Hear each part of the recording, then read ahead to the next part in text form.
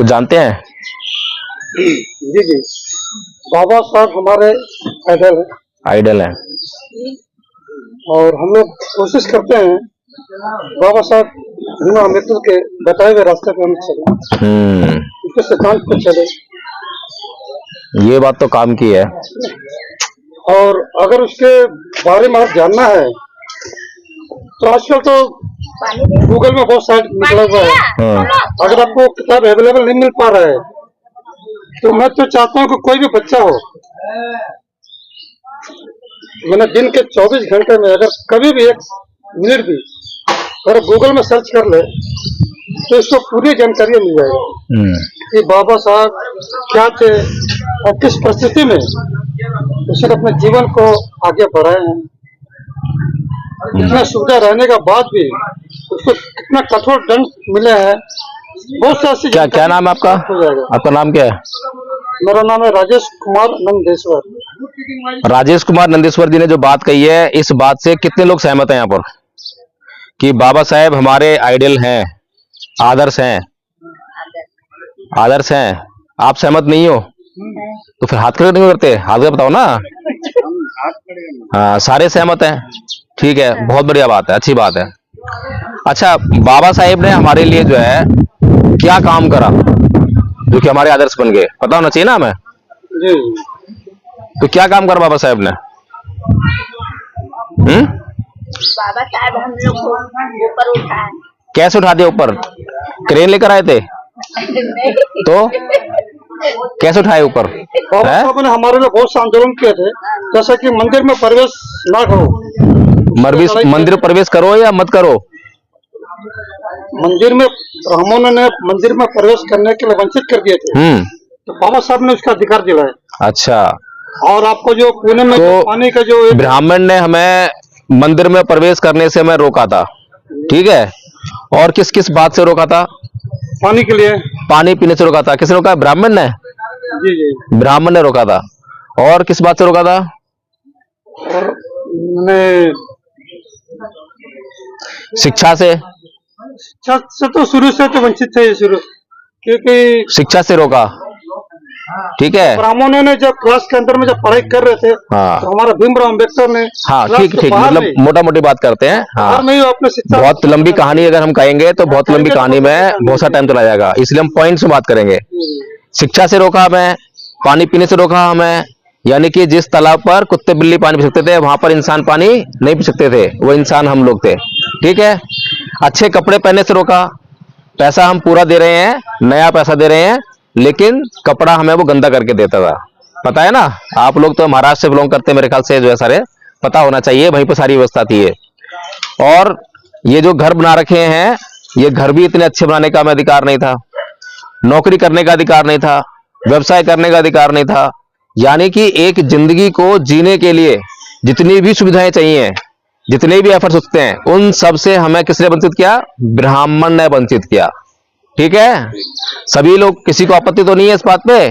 चलिए, अब आपके वेस्ट बंगाल में कौन कौन सी पार्टी है आप जानते हैं? एक तो बीजेपी है, वो किसकी पार्टी है? ब्राह्मण की पार्टी है कि नहीं है? भैया ध्यान दो थोड़ा सा, है ना?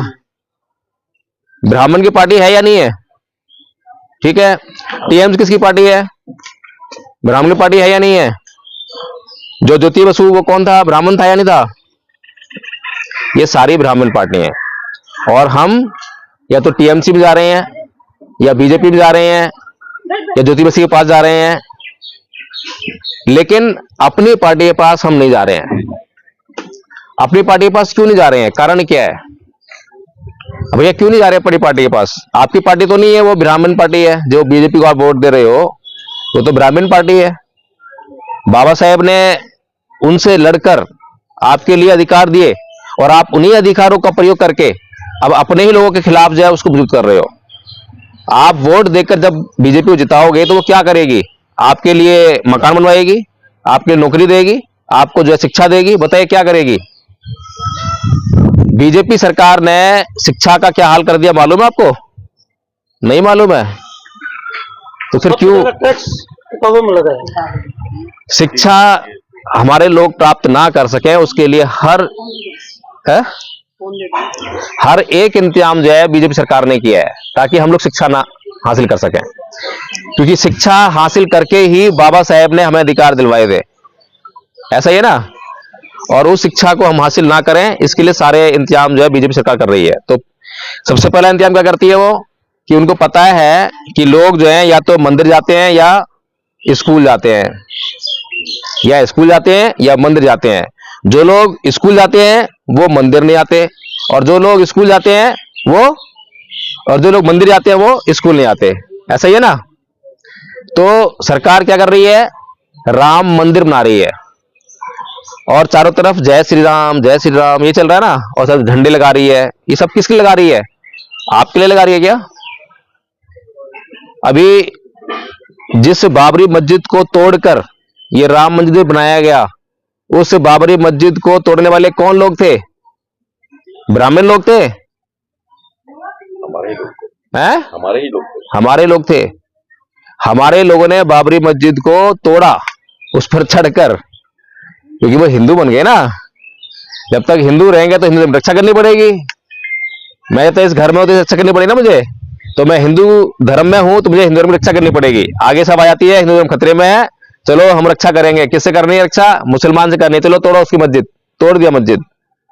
उसके बाद राम मंदिर बना, राम मंदिर ट्रस्ट बना, वहां पैसा आ रहा है ना, एक दिन में कितना चंदा आया है ना, दान आ गया। उस पर किसका अधिकार है? जिसने मस्जिद तोड़ी उसका अधिकार है क्या? जिसने मंदिर बनाया उसका अधिकार है क्या? नहीं है। जो ट्रस्ट बनाया उसमें कितने SC STs हैं? आपके लोग कितने हैं उसमें? हाँ भैया, कितने लोग हैं उसमें ट्रस्ट में? कुछ भी मालूम नहीं है, लेकिन खाली वोट जो है अपना बीजेपी को देकर आते हो। कारण क्या है, मैं वो कारण जानना चाहता हूं ताकि हम लोग जो है समझ सकें उस कारण को। आप क्यों वोट देते हो बीजेपी को? क्यों TMC को वोट देते हो? क्यों ज्योति बसु को वोट देते हो? और क्यों अपने ही पार्टी को वोट नहीं देते हो? कारण क्या है, वो कारण जानना है ताकि हम उसका समाधान कर सकें। बताइए क्या कारण है? आपके चारों तरफ जो है लिखा हो TMC को वोट दो, बीजेपी को वोट दो, तो आप उससे प्रभावित होकर आप वोट देते हो। बहुत बड़ी रैली कोई लेके जा रहा हो उसको आप वोट देते हो, या फिर 2 दिन पहले कोई पैसा खर्च करके जाए, आपको कुछ दारू बांट के जाए, कुछ पैसे बांट के जाए, उसको वोट देते हो। यही सब आधार है। या फिर आपको चुन लिया कि आपके पास 10 घर हैं, लो बेटा क्या नाम है 10,000 रुपए लो और ये सारे का वोट मुझे दे दो, तब आप वोट देते हो। यही सब बातें हैं वोट देने की, नहीं तो इनके पास कोई वोट नहीं है। बीजेपी ब्राह्मण, TMC ब्राह्मण, ज्योति बसु ब्राह्मण, कितने ब्राह्मण है इस देश में? कितने ब्राह्मण है? 3%। 3% ब्राह्मण और 3 पार्टियां, तो एक एक आदमी को एक एक वोट मिलना चाहिए ना। खाली जो है 1% ब्राह्मण TMC पास होना चाहिए, 1% ब्राह्मण जो है बीजेपी पास होना चाहिए, और 1% ब्राह्मण ज्योति बसु पास होना चाहिए। बट गए ना तीनों, लेकिन नहीं, फिर भी या तो वो जीतेगा या वो जीतेगा या वो जीतेगा। और जिसके पास 94% वोट है वो कभी पार्टी जीतती नहीं है। जीतती है क्या? क्यों नहीं जीतती? क्योंकि हमारे लोगों को पता ही नहीं बाबा साहेब कौन है, बाबा साहेब ने हमारे लिए क्या किया है। बाबा साहेब ने इन लोगों से लड़ाई करी, इन लोगों ने बाबा साहेब को जो है इतना प्रताड़ित किया, मारने की कोशिश की। हमारे बाबा साहेब को, हमारे बाबा साहेब है ना, क्योंकि हमारे लड़े तो हमारे बाबा साहेब है ना। जो उनको गाली देगा, जो उनकी मूर्ति तोड़ेगा, जो उनका अपमान करेगा, उसको हम वोट देंगे? आपके घर में कोई आपके माँ बहन बेटी को, आपके माता पिता को कोई गाली गलौज करता है तो आपको वोट दोगे? आप उसको खाना खिलाओगे? क्या खिलाओगे फिर? पूरी पकवान? क्या करोगे बताओ मुझे? फिर इतनी सी बात समझ में आ रही है हमारे को जो है? कैसे समझेंगे हम? कब समझेंगे? 70 साल तो हो गए हैं, पैरों पे कुल्हाड़ी मारते मारते मारते। सामने वाला आदमी आता है कि भैया वो BSP का तो कोई वजूद नहीं है, BSP का कुछ नहीं है, तो हम सोचते हैं अरे यार BSP कुछ नहीं है तो वोट मेरा बेकार जाएगा। हम अपने वोट के बड़े रक्षक है ना, हमारा वोट बेकार नहीं जाना चाहिए, गड्ढे में नहीं जाना चाहिए। अरे वो बेकार वोट इसलिए जा रहा है क्योंकि वो बेकार करवा रहा है वोट को। जब मैं जान गया हूं तो मुझे अपने पूरे मोहल्ले में जाके बताना चाहिए कि बाबा साहेब कौन है, उन्होंने लड़ाई किसके खिलाफ लड़ी है, किसको हमें हराना है, किसको हमें जिताना है। जब यहां पर कितने लोग हैं? 1 2 3 4 5 6 7 8 9 10 11 12 13 14 15 लोग हैं यहां पर। 15 लोग अगर मिलकर जो है रोज शाम को ऐसी मीटिंग करें, 1 आध घंटा निकालें अपना जो है, और इस अपने मोहल्ले को जगा लें, और यहां से वोट जो है, बेशक बीएसपी ना जीते, लेकिन आपकी तो वैल्यू बन जाएगी। टीएमसी वाला जब यहां पर आएगा नेता, तो आप उससे कुछ भी काम करवाओगे, नहीं करवाओगे? बीजेपी वाला आएगा, अपना काम करवाओगे।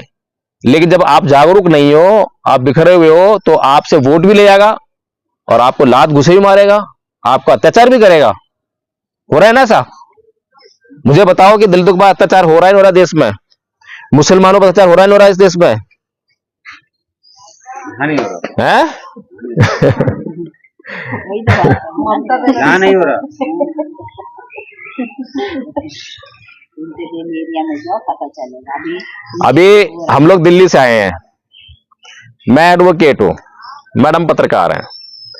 हम लोगों ने आज तक कोई अत्याचार नहीं झेला, हमारे ऊपर किसी ने कोई जाति सूचक शब्द नहीं कहा। चाहे ब्राह्मण घर में जाए, किसी घर में जाए, आराम से बहुत बढ़िया भोजन खिलाते हैं, बहुत बढ़िया कमरा देते हैं रहने के लिए, आराम से जो है कोई मतलब नहीं है। लेकिन फिर भी हम जो है किसके लिए काम कर रहे हैं? दिन रात जो है अपने समाज के लिए काम कर रहे हैं। हमें तो कोई तकलीफ नहीं है ना उन लोगों से।